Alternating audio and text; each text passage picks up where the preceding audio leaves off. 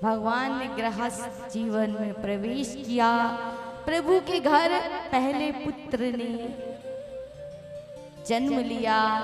क्या नाम है भगवान के पुत्र का? नाम क्या है? प्रद्युम्न।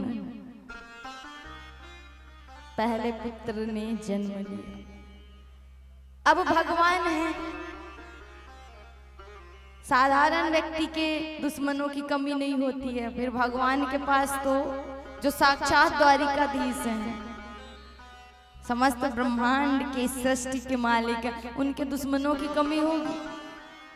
एक दैत्य आया संबरासुर नाम का, उस बालक को प्रसूति का गृह से उठा करके ले गया और समुद्र में फेंक दिया, क्योंकि निर्धारित हो चुका था, विधि के विधान में पहले से ही लिख चुका था कि कृष्ण के बड़े पुत्र, सबसे पहले जो पुत्र होंगे प्रद्युम्न, उनके द्वारा संबरासुर का वध होगा। संबरासुर ऐसा राक्षस था, उसका इतना ज्यादा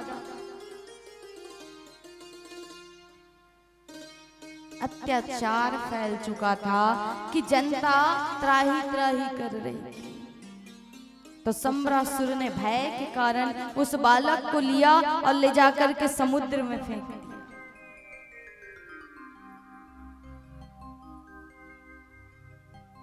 अब उस बालक को जब समुद्र में फेंका तो एक मछली थी, उस बालक को निगल गई।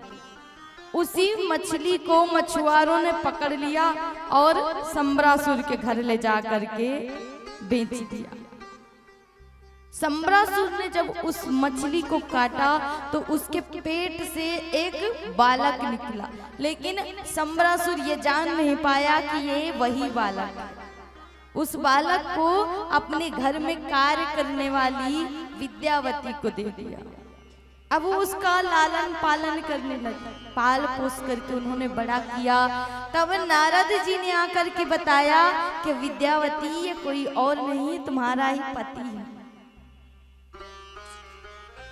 क्योंकि त्रेता युग में जब कामदेव भोलेनाथ की तपस्या को भंग करने के लिए गए थे, तो कामदेव को भोलेनाथ ने तीसरा नेत्र खोला और जला करके भस्म कर दिया। अब रति महारानी रुदन करने लगी, हमारे स्वामी को जला दिया, अब क्या करें, भस्म कर दिया। तब भोलेनाथ ने कहा था कि द्वापर युग में कृष्ण के पुत्र के रूप में तुम्हारा पति जन्म लेकर के आएगा और तुम्हें प्राप्त हो जाएगा। आज वही कामदेव जी प्रद्युम्न के रूप में अवतार लेकर के आए, संबरासुर का वध किया, उद्धार किया और अपनी पत्नी रति को लेकर के भगवान जब द्वारिका में आए तो यहाँ देखा कि प्रभु के 16,107 विवाह हो चुके। गए थे तब एक ही हुआ था और आए हैं तो 16,107 विवाह और संपन्न।